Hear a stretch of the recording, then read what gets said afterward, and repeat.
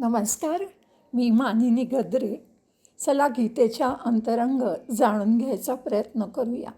या ऑडिओची रचना आधी सांगितल्याप्रमाणे सुरुवातीला मूळ श्लोक, त्याचा मराठी अर्थ, नंतर संस्कृतचं सरळ वाक्य रूपांतर आणि त्याचा इंग्लिश अर्थ, नंतर ज्ञानेश्वरीतील माऊलींच्या ओव्यांचा मराठी सुलभ अर्थ आणि नंतर माझ्या दृष्टिकोनातून त्या श्लोकाविषयी मला काय वाटलं त्याचं विवरण. सर्वप्रथम आपण मूळ श्लोकाचा संधिविग्रह करून त्यातील प्रत्येक शब्दाचा मराठीत अर्थ पाहूया. भगवंतांची स्तुती करत अर्जुन म्हणतो, अर्जुन उवाच, परम ब्रह्म परम धाम पवित्रम परमं भवान पुरुषं शाश्वतं दिव्यम आदिदेवम अजम विभुम त्वाम. भवान आपण, परमब्रह्म परमब्रह्म, परमधाम परमधाम, परमं पवित्रम परमपवित्र आहात. त्वाम कारण आपल्याला सर्वे ऋषयः सर्व ऋषीगण, शाश्वतम सनातन, दिव्यम पुरुषम दिव्यपुरुष, आदिदेवम देवांचाही आदिदेव, अजम अजन्मा, विभुम सर्वव्यापी इति आहुः असं म्हणतात. आहुस्त्र्यां ऋषया सर्वे देवर्षी नारदस्तथा असितो देवलो व्यासः स्वयं चैव ब्रवीषि मे. तथा तसेच देवर्षिः नारदः देवर्षी नारद, असितः असित, देवलः देवल ऋषी, व्यासः एव महर्षी व्याससुद्धा असंच म्हणतात. च आणि स्वयं आपण स्वतःसुद्धा, तथा एव तसेच, मे ब्रवीषी मला सांगता. भगवंतांची वचन ऐकून अर्जुन म्हणाला, हे भगवंता, आपण परमब्रह्म परमधाम परमपवित्र आहात, कारण आपल्याला सर्व ऋषीगण, सनातन, दिव्य पुरुष तसंच देवांचाही आदिदेव, अजन्मा आणि सर्वव्यापी म्हणतात.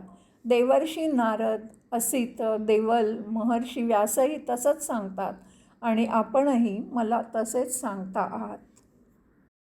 भगवंतांच्या प्रभावाचं वर्णन करताना अर्जुन म्हणतो, सर्वमेतद्धृतं मन्ये यन्मां वदसि केशव, नहि ते भगवन् व्यक्तिं विदुर्देवान दानवाः. केशव आणि हे केशवा, यत जे काही, मां वदसी मला तुम्ही सांगता, एतत् सर्वं हे सर्व, ऋतं सत्य आहे, असे मन्ये मी मानतो, भगवन ते हे भगवन तुमच्या व्यक्तिम लीलामय स्वरूपाला, न दानवाः विदुः दानव जाणत नाहीत आणि न देवाही देवसुद्धा जाणत नाहीत. अर्जुन म्हणतो, हे केशवा, जे काही मला आपण सांगत आहात ते सर्व मी सत्य मानतो. हे भगवन आपल्या लीलामय स्वरूपाला ना दानव जाणत ना देव. अयमेवमात्मनात्मानं वेत्थ तं पुरुषोत्तम भूतभावन भूतेश देवदेव जगत्पते. भूतभावन हे भूतांना उत्पन्न करणाऱ्या, भूतेश हे भूतांच्या ईश्वरा, देवदेव हे देवांच्या देवा, जगत्पते हे जगाचे स्वामी, पुरुषोत्तम हे पुरुषोत्तमा, त्वम आपण, स्वयमेव स्वतःच, आत्मना स्वतः, आत्मानं वेत्थ स्वतःला जाणता. अर्जुन म्हणतो, हे भूतांना उत्पन्न करणारे, हे भूतांचे ईश्वर, हे देवांचे देव, हे जगाचे स्वामी, हे पुरुषोत्तमा, तुम्ही स्वतःच आपण आपल्याला जाणत आहात.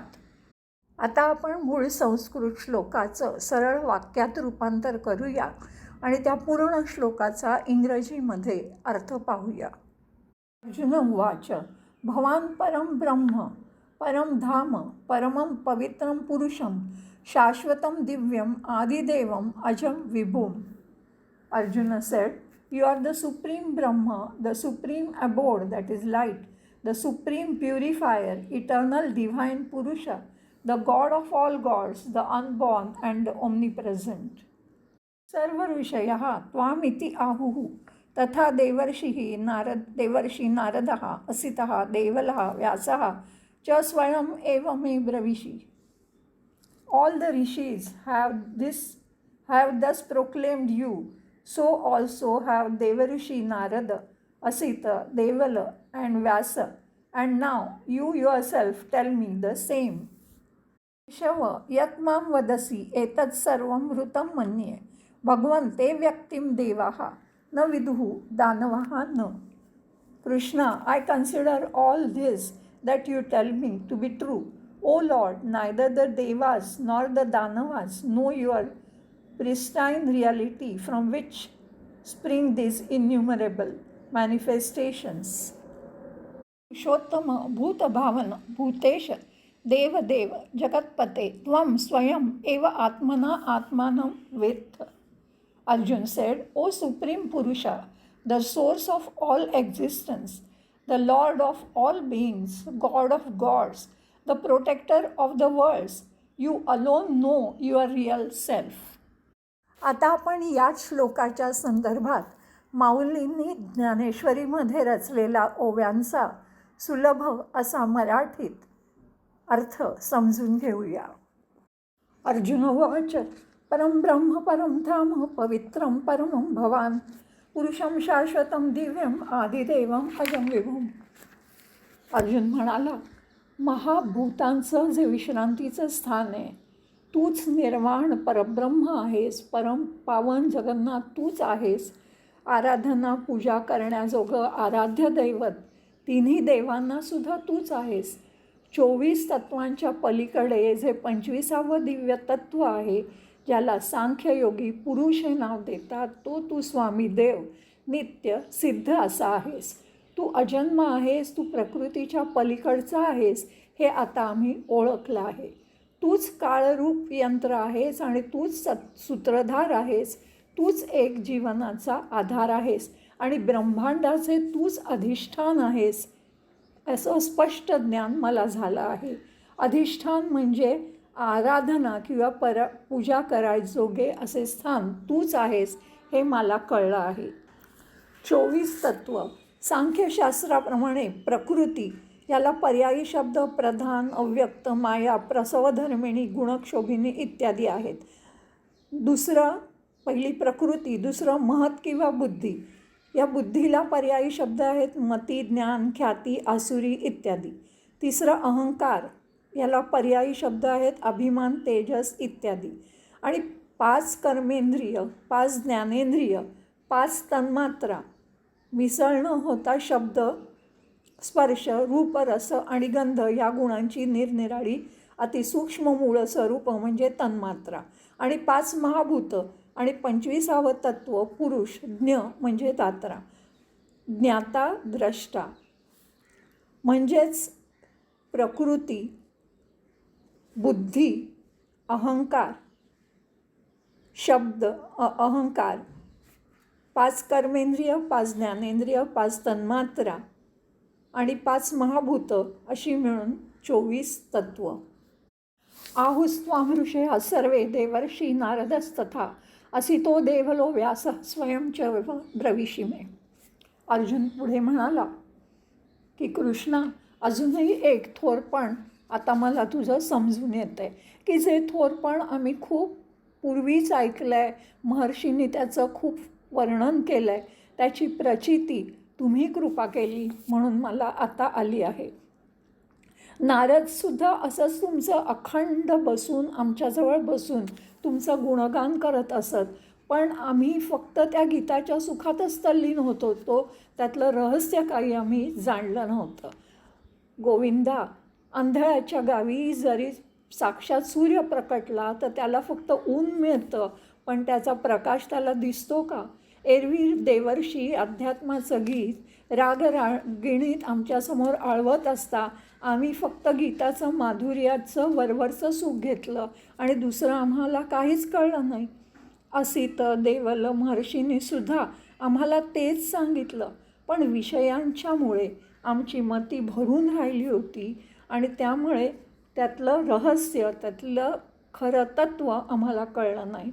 आणखी इतरांचं काय सांगू, स्वतः व्यासदेवानीसुद्धा येऊन आमच्या मंदिरामध्ये निरंतर पूर्णपणे संपूर्णपणे तुझंच वर्णन केलं होतं, पण जसा अंधारात चिंतामणी दिसला नाही आणि न ओळखता तो दूर सारावा, पण जेव्हा सूर्योदय होतो तेव्हा ओळखावं की हाच चिंतामणी आहे, तसंच व्यासादिक महर्षींचे बोल ज्या जणू काही छिद्ररत्नांच्या ज्ञानरूप रत्नांच्या अमोल खाणी आहेत, त्या जवळ असूनही आम्ही उपेक्षिल्या. पण आता तुझं सूर्यरूप तेजानी आम्हाला ते दिसायला लागलंय, ते रहस्य कळायला लागलंय कृष्णदेवा. सर्वमेतत्रुतं मन्ये यन्मां वदसि केशव, नहि ते भगवन् व्यक्तिं विदुर्देवा न दानवाः. कृष्णा, ही तुझी वाक्य ऐकून जणू काही सूर्याचे किरणच माझ्या अंतरंगात अंतःकरणात फाकले आहेत आणि महर्षींनी जे जे मार्ग सांगितले त्याचा अर्थ आता मला आकळायला लागलाय, कळायला लागलाय. माझ्या हृदयभूमीत जे ज्ञानबीजाचे बोल त्यांचे पडले होते ते सखोल होते, ते तुझ्या कृपेची ओल त्याला लाभली आणि संवादाने ते सफल झाले. आणि मग नारदादी संतांच्या ज्या युक्ती, त्यांची बोलणं, त्यांची वाक्य ही जणू काही नद्या घोंगावत येतात तशी माझ्याकडे घोंगावत आली आणि त्याच्यामुळे मी जणू काही संवाद सुखाचा सागरच आज झालो आहे. जन्मजन्मांतरी आजवर जे काही मी सुकृत केलं असेल, जे सर्वोत्तम केलं असेल, त्यामुळेच तू सद्गुरू म्हणून माझ्याशी आज जोडला गेलास आणि त्यामुळे माझं ते सगळं कर्म आज फळाला आलं. वाडवडिलांच्या मुखातून तुझे गुण रात्रंदिवस कानावर येत होते, पण तरीही तुझ्या स्वरूपाला मी ओळखलं नव्हतं. पण आता तुझी कृपा झाली त्यामुळे मी तुझं स्वरूप ओळखलं आहे. कितीही प्रयत्न केले, सदैव सफळ दैव अनुकूल असलं तरी जे आपण जे प्रयत्न करतो ते तेव्हाच सफळ होतं जेव्हा आपल्याला दैव अनुकूल असतं.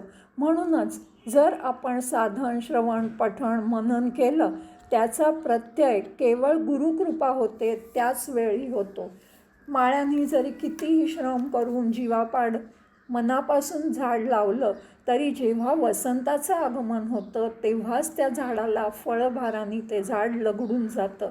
विषमज्वराला तेव्हाच उतार पडतो की जेव्हा एखादं औषध, योग्य औषध त्याला दिलं जातं आणि तो पूर्ण आरोग्याने सर्वांग भरतो आणि मगच त्याला गोड लागायला लागतं, नाहीतर तोपर्यंत त्याला अन्नाची चव कळत नाही. शरीरामध्ये जेव्हा चैतन्य संचारतं तेव्हाच इंद्रिय, वाचा, प्राण ही सार्थ होतात, त्यांचा उपयोग होतो. तसंच वेदशास्त्र जे का अभ्यासलं होतं, जे योगादिकांचं साधन केलं होतं, ते सर्व जेव्हा गुरुरायाची कृपा होते तेव्हाच ते आपलंसं होतं. श्रीकृष्ण स्वरूप प्रत्ययास आल्यावर पार्थाला आनंद अमोपतोष झाला होता. स्वानुभवाच्या गुंगीत तो मग नाचायला लागला. ते रूप निजांगामध्ये निर्धार करून तो म्हणाला, देवा, जे तू सांगत होतास ते सगळं मला अनुभवाला आलं आहे.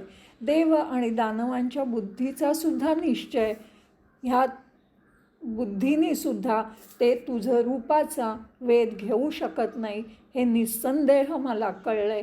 आणि हे मोक्षपते, तुझ्या उपदेशावेळी ज्ञान साच होत नाही आणि ते ज्ञान जणू काही कोणाच्याही उपदेशाशिवाय आपण निजबुद्धीने आपल्याला होतं आहे असं जे कोणी म्हणतात ते अज्ञानी आहेत. ही खूणसुद्धा आता मला कळून आली आहे श्रीकृष्णा. स्वयमेव आत्मना आत्मानं वेत्थतं पुरुषोत्तम भूतभावन भूतेश देवदेव जगत्पते. श्रीकृष्ण, नभानीच नभाचा विस्तार जाणावा, पृथ्वीचा भार पृथ्वीनेच जाणावा, तसाच सर्व सामर्थ्याने तूच तुला स्वतःला ओळखतोस. एरवी इतर वेदाधिक उगाचच ज्ञानाचा गर्व वाहतात. मनोवेगाला मागे टाकून पुढे कशी धाव घेता येईल सांग बरं. एखाद्या वितीने वाऱ्याचे, पवनाचे माप करता येईल का? कितीही बाहुबल झाले तरी माया नदी पार तरता येईल का? तसं तुझं ज्ञान हे अघटित आहे म्हणून कोणालाही ज्ञात नाही. तुला जाणायला तूच समर्थ आहे हे मला आता यथार्थपणे कळलेलं आहे. स्वतःची खूण स्वतः आपल्याला जाणून दुसऱ्यांना ती खूण सांगायला तूच एक समर्थ आहेस. म्हणून मी तुला हे विनवून सांगतो की माझ्या इच्छेप्रमाणे प्रभू एक वेळ माझ्यावर उपकार कर आणि या त्रिभुवन रूपी हत्तीला तू जणू काही समोर उभा ठाकलेला सिंह आहेस. देवदेवतांना पूजनीय असं तुझं जे स्वरूप आहे, हे जग उत्पन्न करणाऱ्या भूतभावांना तूच एक जगन्नाथ आहेस. तर जरा एक वेळ माझ्याकडे चित्त दे, लक्ष दे. तुझ्यापाशी उभा राहायला मी योग्य नाही हे सर्वथा मी जाणतो श्रीकृष्णा. म्हणून मला खेद वाटतो की तुझा थोरपणा एवढा मोठा आहे. पण मलाच तू सांग बरं की भिवून जर माझ्या इच्छेबद्दल मी तुला विनवलं नाही तर मी तुला ओळखू कसा? जरी सागर चारीकडे भरले असले तरीसुद्धा चातकासाठी ते कोरडेच असतात. जरी मेघातून थेंब गळले तरच त्याची तहान भागते. तसंच गुरुतत्व किंवा ब्रह्म हे सगळीकडे असलं तरी कृष्ण तूच त्याबद्दल आम्हाला सांगू शकशील, तूच आम्हाला गती देऊ शकशील. चातक हा एक पक्षी आहे. हा ढगातलं पिऊन चातक हा एक पक्षी आहे. हा ढगातलं पाणी पिऊन राहणारा आहे. म्हणून हा नेहमी ढगाची अत्यंत उत्कंठेने वाट पाहत असतो, अशी ह्याची प्रसिद्धी आहे. आता या श्लोकाबद्दल माझ्या दृष्टिकोनातून मला काय वाटतं ते आपण पाहूया. अध्याय 10, 12, 13, 14, 15. आधीच्या श्लोकात आपण बघितलं की परमेश्वर आपल्या स्वरूपाचं, प्रभावाचं वर्णन करतायत. त्याचं फळ काय मिळतं हे सुद्धा सांगतायत आणि ते ऐकून अर्जुन खूप प्रभावित झाला आहे. आणि ह्या पुढच्या श्लोकांमध्ये तो परमेश्वराची स्तुती करताना दिसतोय. 12व्या 13व्या श्लोकात तो म्हणतो की परमेश्वरा तुम्हीसुद्धा सांगताय आणि सगळे ऋषी, महर्षी, देवर्षीसुद्धा याच तुमच्या सर्वव्यापी, अजन्मा, अनादी, अनंत रूपाचं वर्णन करत असतात. 14व्या श्लोकामध्ये तो म्हणतो की हे सगळं जे काही तुम्ही सांगताय ते सत्य आहे असं मी मानतो. म्हणजे मन्ये हा शब्द तिथे वापरला गेला आहे. तर अर्जुन म्हणतोय की अर्जुनाने त्यांच्या उपदेशातून त्या परमेश्वराच्या लीलेला बुद्धीने जाणलं आहे आणि इथे तो म्हणतोय की मी मानलं आहे. तर मानणं हे मनाचा भाग झाला आणि जाणणं हा बुद्धीचा भाग झाला. तर जेव्हा हे दोन्ही एकत्र येतं तेव्हाच आपली प्रगती होऊ शकते. तर आता जेव्हा आपण मनाने एखादी गोष्ट मानतो तेव्हा आपली बुद्धीला जास्त फाटे फुटत नाही आणि बुद्धीमध्ये आलेलं आपण जास्त अंगीकारू शकतो. आता परमेश्वर ना तो म्हणतोय पुढे की हे तुम्ही म्हणताय की तुमचं स्वरूप देव दानवसुद्धा जाणू शकत नाही. म्हणजे याचा अर्थ असा की तुम्हीच केवळ तुम्हाला जाणू शकता आणि मग हे तुम्हीच तुमचं जाणता. तर आता तुम्हीच तुमच्या ह्या ज्या तुमच्या लीलेनी प्रकृतीचा आश्रय घेऊन हे जे काही तुम्ही जग निर्माण केलेलं आहे त्या उत्पत्तीविषयी तुम्हीच मला सांगू शकता, कारण बाकी कोणीच तर ते जाणू शकत नाही. आता पुढच्या श्लोकांमध्ये अर्जुन ह्या तुमच्या उत्पत्तीतलं विशेष कोण ह्याविषयी विचारतोय. आपलं प्रतिनिधित्व अर्जुन करत असतो. आपल्या मनात जे जे काही येतं ते अर्जुनाच्या मार्फत विचारलं गेलं आहे आणि त्यामुळे त्याविषयीचं ज्ञान श्रीकृष्णांनी अर्जुनाला देता देता ते आपल्यालाही मिळालं आहे. पुढे बघूया अर्जुन काय म्हणतोय ते. गीतार्थ जाणून घ्यायला पुन्हा भेटूया. मनःपूर्वक धन्यवाद.